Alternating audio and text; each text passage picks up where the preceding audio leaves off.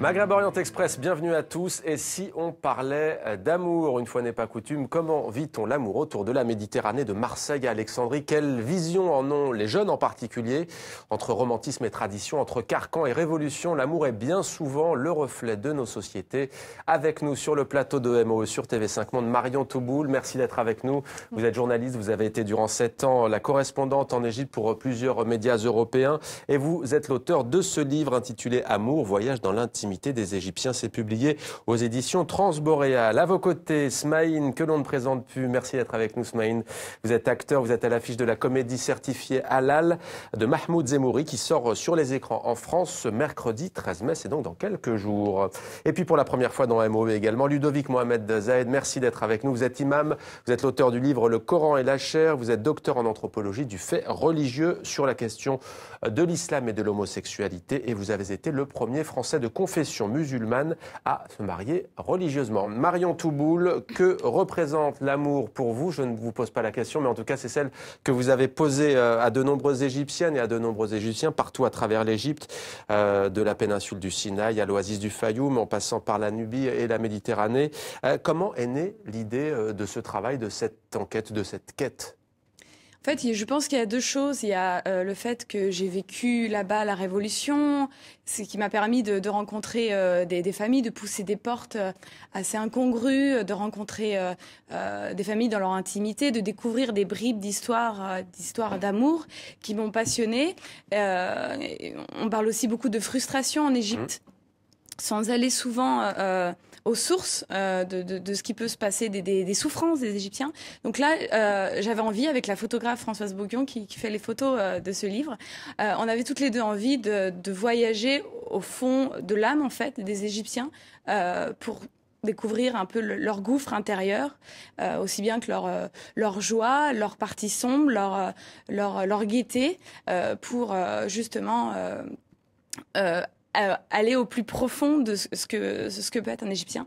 Et puis après, en parallèle de ça, il y a la réflexion d'une jeune trentenaire qui se pose des questions sur le sentiment amoureux. Est-ce que aimer la même personne toute une vie est possible? Qu'est-ce qui fait qu'une relation dure? Qu'est-ce qui fait qu'elle échoue?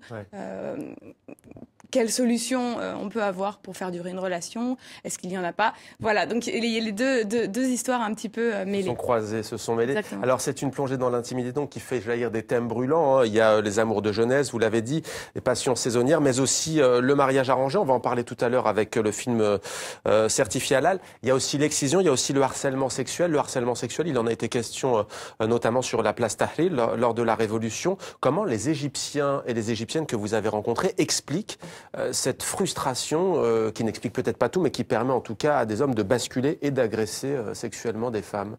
En fait, je crois qu'il suffit de rencontrer, de prendre un café avec un jeune Égyptien, par exemple, qui a 20 ans, au Caire, pour comprendre déjà beaucoup de choses. Le fait qu'un jeune ne puisse pas se marier avec qui il veut, c'est dur.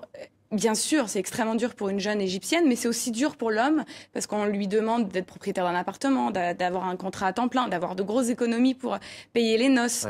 Donc, impossibilité de se marier, impossibilité non plus de construire un avenir par rapport au travail, de s'épanouir, parce que pas de travail, et aussi impossibilité de s'exprimer en tant qu'homme aussi sur la scène politique, puisque l'Égypte a été dans la dictature. Dans la dictature. Donc voilà, en tout cas de la partie des hommes, comment on peut expliquer, selon moi, cette frustration, et bien sûr la conséquence du harcèlement sexuel. Et le fait que les femmes aussi restent silencieuses, aussi beaucoup de femmes n'osent pas en parler parce que c'est quelque chose qui est très ancré et ça fait partie de tout ce contexte économique, de ces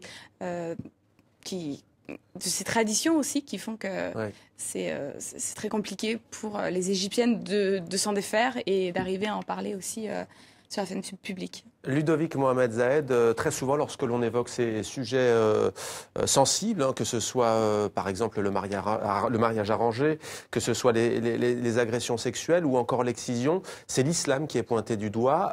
Pourtant, on sent qu'en Égypte, quand on lit le livre de Marion Touboul, quand on voit le film Certifié Halal, que le poids des traditions est aussi très fort. Il y a parfois une confusion. Vous qui êtes anthropologue, expliquez-nous où se situe la frontière entre poids de la religion et poids de la tradition. Par exemple, l'excision est anté-islamique, rappelons-le. Oui, tout à fait. Alors c'est vrai qu'il est compliqué de pointer du doigt un facteur particulier. On voit aussi aujourd'hui, sans aller jusqu'en Égypte ou au Maghreb, dans certains quartiers populaires, les banlieues comme on dit, si on mélange tous les facteurs économiques, traditionnels, origine ethnique, etc., ouais. Âge de la personne considérée, ça va être compliqué de savoir ce qui détermine en particulier les opinions de tel ou tel individu sur la question des rapports sexuels, de l'homosexualité, du mariage arrangé ou pas, ou de l'islam en tant que tel. Donc je pense que c'est une erreur que j'ai faite il y a 20 ans, d'attribuer ces mots à soit l'islam en tant que religion, voire système idéologique parfois imposé, utilisé à des fins fascisantes, ou à la culture arabe. C'est une erreur. Je crois que c'est plutôt au niveau de l'émancipation des individus, émancipation culturelle, économique, l'éducation, enfin tout ça, ça participe beaucoup plus, puis la démographie aussi, beaucoup plus que la question de l'islam ou de la culture arabe. Culture arabe en tant que telle, il y a 200 ans, c'était tout l'inverse, beaucoup plus de liberté sexuelle, chez les élites, mais aussi parmi le peuple, de l'autre côté de la Méditerranée, avec des écrits historiques de certains intellectuels qui, lorsqu'ils allaient de l'autre côté de la Méditerranée chez les musulmans, allaient soit pour se dévergonder, soit lorsqu'il s'agissait d'hommes d'église, de femmes d'église, pour critiquer les Mahométans, les musulmans qui étaient des pervers finis, selon eux. Alors Smaïn, vous êtes à l'affiche donc de Certifié Halal. Alors ça se passe dans un village reculé du Maghreb. On va dire peut-être l'Algérie, sûrement. On va voir ces très belles images. Alors il y a également l'affiche Afsia Herzi, également Mourad Zeghandi et JC Karina. Alors donc dans un village, 2 convois nuptiaux qui se télescopent autour d'un petit édifice du marabout. Alors dans la confusion, les familles se trompent de mariés, identiquement voilés d'ailleurs. Il y a Sultana, la fille du douar, et puis il y a Kenza, une jeune Française mariée de force par son frère qui quitte la France. Alors les 2 femmes vont, allez, disons-le, révolutionner le monde des traditions. On regarde la bande-annonce. Il y a un problème spécifique de nos communautés. Et tout le monde ment pour sortir, rencontrer des mecs, aller au cinéma. Vous avez vu Kenza à la télé? T'as voulu qu'elle aille à la fac et ben voilà, t'as gagné. C'était trop classe. Ta soeur, on va lui trouver un vrai bonhomme. Un mec qui saura la mater. Ce jour, nous procédons au mariage entre Atala Zenati Lisa et Kenza Boukamash, représentée par son frère Chérif. Acceptez-vous de prendre pour épouse Kenza Boukamash. Aziz خويا هذا المراه يحميش بصحاب الله قال لك. Atala, Kenza c'est ma cousine. Elle est 100% halal. Bonjour Kenza. Elle fait du GHB. Laïcité, mixité. Mais ça, c'est pas le GHB. Elles parlent toutes comme ça là-bas. Laïcité, mixité, et je vais te dire, Sidi Bouklil, avec les poules et les chameaux qui l'écouteront. Faut faire comme un vrai mariage. Ça se passe bien, alhamdoulilah. يا قيلة جابوا لنا طفلة بهلولة.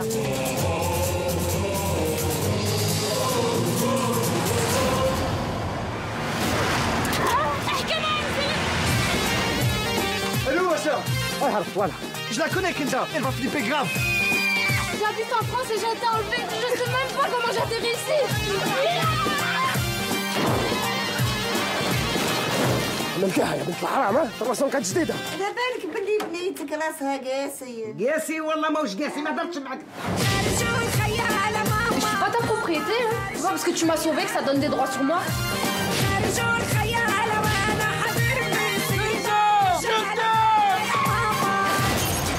Tu dois pas trop kiffer, toi, l'égalité des hommes et des femmes, hein. القلالة. تو ينعل بوليكاليتي.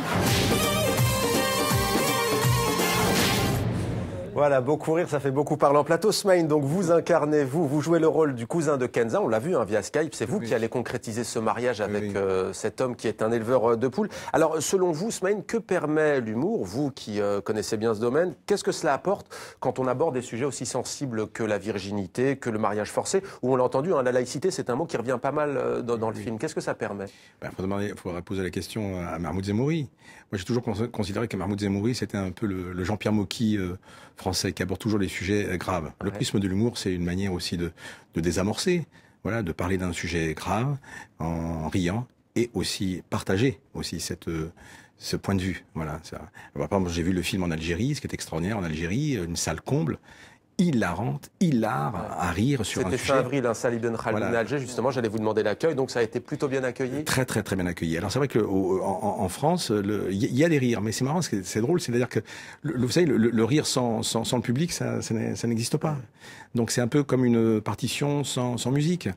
Et c'est vrai que quand il y a le public dans la salle et quand on voit avec le public, eh bien ça appuie sur des situations qui sont extrêmement graves et qui sont abordées avec le rire. Voilà, le rire, c'est désamorcé. Ouais. Vous avez une histoire particulière, Smaïn, vous êtes né en Algérie, à 2 ans vous arrivez en France, d'abord recueilli dans un orphelinat, ensuite adopté par des parents algériens. C'est triste. Mais on va venir en rire. Non, juste pour vous dire, est-ce que vous avez senti, vous, en ayant grandi, une évolution sur ces sujets-là? Est-ce qu'on parlait peut-être moins, il y a 10, 15, 20 ans, même si vous êtes encore jeune, mais est-ce qu'on parlait moins de laïcité, moins de virginité? Comment vous, en jouant ce rôle, vous avez repensé à toutes ces choses-là? Pour moi, c'est un peu brutal ce qui se passe en ce moment. C'est que moi, j'ai toujours considéré que j'étais un observateur du quotidien. Le fait d'être accroché à une identité suspendue, j'ai toujours été un observateur. Moi, j'observe, j'écoute. Voilà, puisque je ne sais pas qui je suis, en gros. Je suis né en Algérie, ma terre de naissance, la France, ma terre de reconnaissance.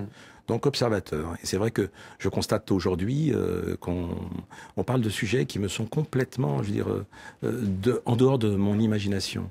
Jamais j'aurais pu supposer qu'aujourd'hui, il y aurait le constat des différences, il y aurait un constat de communautarisme, puisque moi j'ai grandi avec cette idée justement de chercher et de vivre ensemble. Voilà, c'est une particularité qui est due certainement à l'absence d'identité. Donc je vous conseille tous d'être orphelins. C'est génial. Alors un mot peut-être sur ces paysages sublimes que l'on a vus. Vous avez vraiment tourné dans la région de Biskra en Algérie. Bien sûr, là, j'ai tourné à Biskra, bien sûr. Et puis aussi, je voudrais souligner la qualité des acteurs algériens, où j'étais époustouflé par leur naturel. Vous savez, on parle souvent du cinéma italien, les acteurs avec le panache qu'on connaît. Là, je trouve que les Algériens m'ont interloqué, justement, de justesse, de jeu, du sens de l'improvisation. Donc c'est une manière aussi de saluer à la fois Mahmoud Zemouri, avec qui j'avais envie de tourner, saluer aussi Afia Herzi, grande comédienne avec qui j'ai envie de partager aussi des répliques, et puis aussi les acteurs algériens, voilà.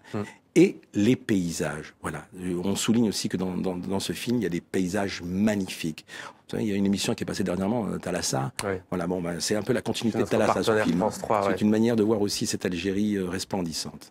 Alors, Marion Touboul, vous avez donc, on l'a dit, pu toucher à l'intimité des Égyptiennes et des Égyptiens. Il y a quelque chose qui ressort et qui fait écho au film certifié halal, c'est que, tradition ou religion, une chose est sûre, on se marie d'abord et on tombe amoureux ensuite. C'est ce que nous ont dit déjà beaucoup de femmes, ou d'hommes même, c'est quand on parle d'amour, ils nous disent non, hop, ma fiche, non, il n'y en a pas, c'est un luxe, c'est un petit ziada, c'est un petit truc en plus. C'est le bonus. Un petit bonus qu'ont certains couples, c'est un miracle d'aimer. C'est un miracle d'aimer avant le mariage et après le mariage. Le proverbe dit qu'on aime le mariage, l'amour va venir après le mariage avec le fil de l'habitude. Pour certains couples, ça marche. Pour certains d'autres, c'est un fiasco parce que l'homme a été marié ou la femme a été mariée à son voisin. Et entre eux, ils ont une relation de fraternité. Ils sont comme des frères. Et il y a une frustration qui est là, une frustration sexuelle qui est là. Ce qui fait que l'homme va avoir des aventures et avec une voisine, avec une autre voisine, et ça sera un secret de polichinelle. Et on a ressenti en voyageant là-bas, en les questionnant, une envie de parler, de se lâcher, de révéler enfin ce secret, le fait un bédouin qui nous disait, voilà, vous la voyez, cette paysanne, ben voilà, ça fait 7 ans que je suis avec elle. Et personne ne le sait, et ça lui faisait un bien de s'exprimer. Mais quelle est la conséquence sur la société? Est-ce que ça provoque une sorte d'hypocrisie, parfois de la schizophrénie aussi, vivre caché? Comment ça se concrétise?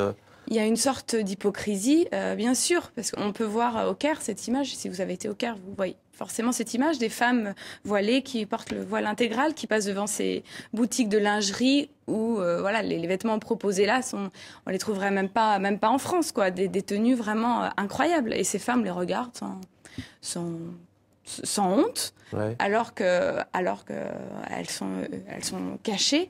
Donc il y a deux Égyptes un petit peu. Il y a cette Égypte qu'on nous véhicule dans l'idée d'un pays ultra musulman où les femmes sont voilées. Et puis il y a ces femmes aussi qui ont une vie, des désirs, une envie de sexualité pleine de finesse, pleine d'humour, de blagues. On parlait des blagues, de l'humour là-dedans. Il y a énormément de blagues sexuelles.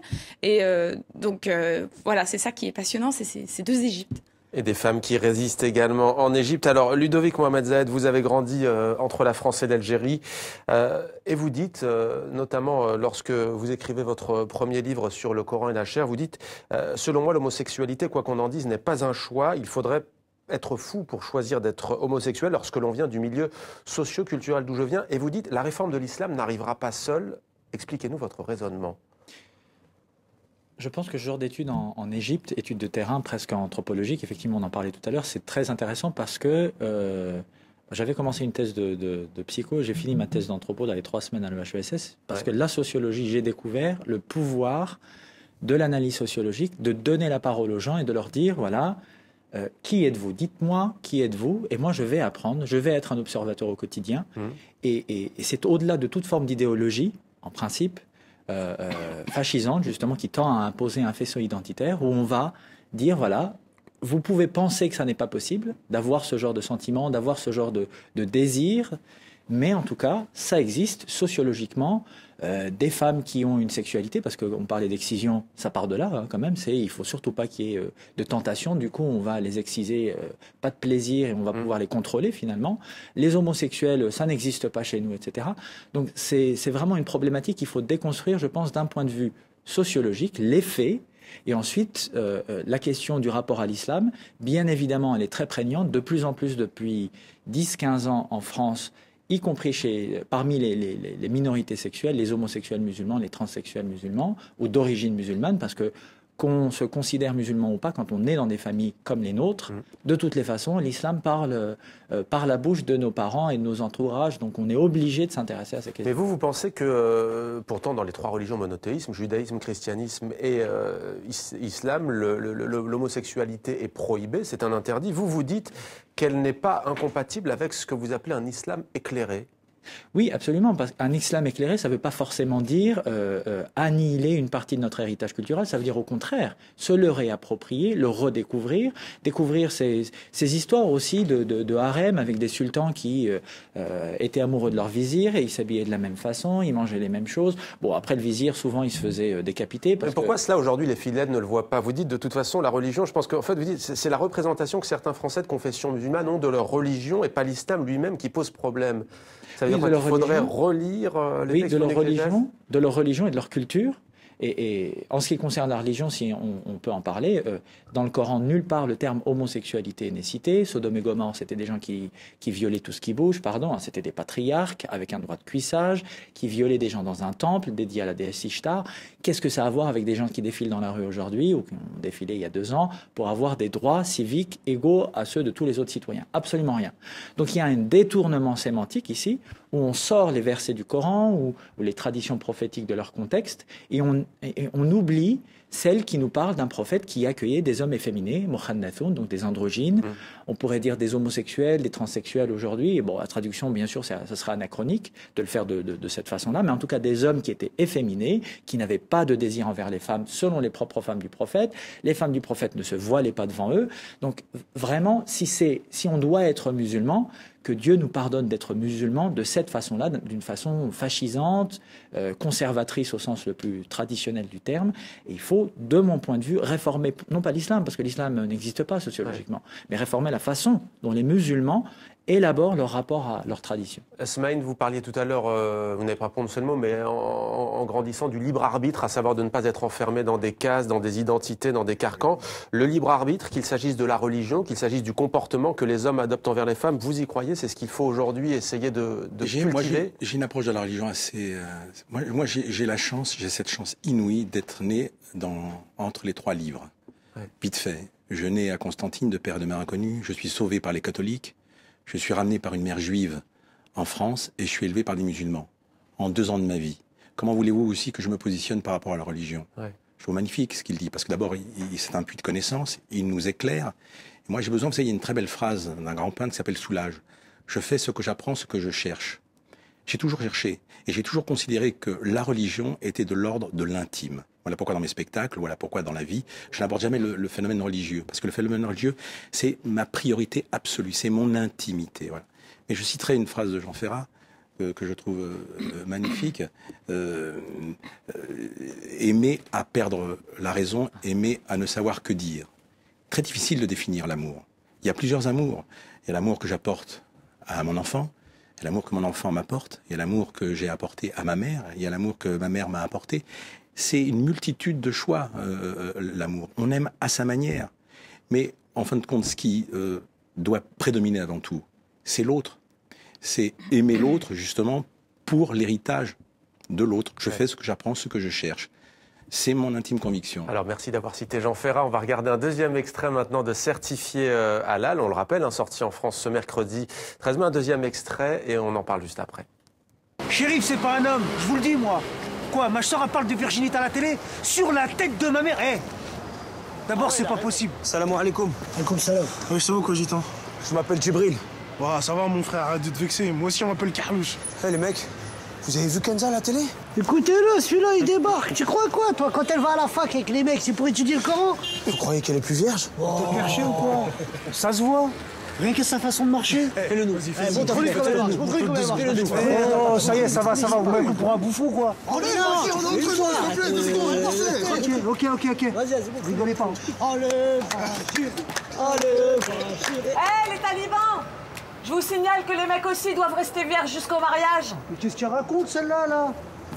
On n'a pas d'email, nous. Je t'en mettrai un dans la bouche pour t'éviter de dire des conneries. Vous avez vu comment elle me parle, cette pétasse? Ludovic Mohamed Zahed, alors cet extrait, on pourrait dire qu'il est caricatural, même si on est bien entendu dans une comédie caustique, mais est-ce que vous avez travaillé sur cette question-là précise de l'évolution, justement, de cette question de société, virginité, mariage arrangé, etc., rapport entre garçons et filles dans les quartiers populaires? Et est-ce qu'il n'y a pas risque aussi de stigmatisation? On l'a vu l'autre fois, on a vu écrit tout à l'heure ni poule ni soumise, à bon entendeur. Mais...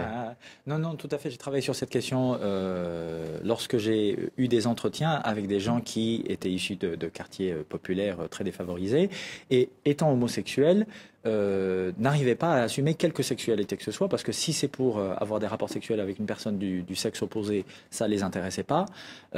Avoir des rapports sexuels avec une personne qui les attirait finalement, c'est quelque chose qu'ils considéraient comme étant interdit, non seulement par l'islam, parce que souvent on découvre l'islam par la bouche des uns et des autres, c'est assez caricatural, mais bon, ça va droit au but. Et donc, un peu cette schizophrénie dont on parlait tout à l'heure, avec moi je ne suis pas homosexuel, ou bisexuel ou transsexuel, encore moins, mais par contre, j'ai des désirs envers une personne du même sexe. Ça peut aller jusqu'à, dans certains cas, critiquer des hommes efféminés ou des femmes un peu trop masculines dans la rue. On a vu la démarche, etc., qui est critiquée. Alors que ces gens-là sont eux-mêmes homosexuels. Donc une intériorisation de la norme homophobe, transphobe, qui va jusqu'à un rejet des gens qui sont finalement de la même orientation sexuelle que nous. Marion Touboul, j'aimerais vous interroger maintenant que vous travaillez aujourd'hui en tant que journaliste au Portugal et en Espagne. Vous avez quitté l'Égypte, je l'ai dit. Quel sentiment, quel regard portez-vous avec le recul sur la tournure prise par les événements? Pour vous, c'est une révolution confisquée. L'Égypte a vécu un coup d'État. Qu'est-ce que vous retenez de la tournure prise par la période post-révolution? Je dirais que ce qui devait arriver, c'est le retour de l'ancien régime. C'est quelque chose qui arrive dans énormément de révolutions. C'est pas l'Égypte seulement. Donc moi, je l'ai vécu vraiment comme ça, comme un vrai retour en arrière, voire voire pire, parce que sincèrement, au niveau de la liberté de la presse, la liberté d'expression pour les Égyptiens, et c'est assez dramatique ce qui se passe actuellement. Je dirais que c'est pire qu'à l'époque de Moubarak. Pour avoir travaillé aussi dans la rue avec une caméra à l'époque de Moubarak, j'avais peur. Effectivement, je tremblais parfois de peur d'être arrêtée. Là, je sais que ça peut être vraiment la prison, ça peut aller bien plus loin encore. Donc là, clairement, j'ai l'impression d'un pays gelé, tétanisé, qui n'ose pas dire les choses. Il se passe certes des choses au niveau culturel, il y a des choses qui avancent, mais le climat et pour la liberté en général me semble vraiment compliqué en ce moment. Merci beaucoup à tous les trois d'avoir participé à Maghreb Orient Express. Merci à vous d'être fidèles à MOE. On se retrouve dimanche prochain pour un nouveau numéro. D'ici là, retrouvez les coulisses de l'émission et plus de contenu sur les réseaux sociaux. À très vite sur TV5 Monde.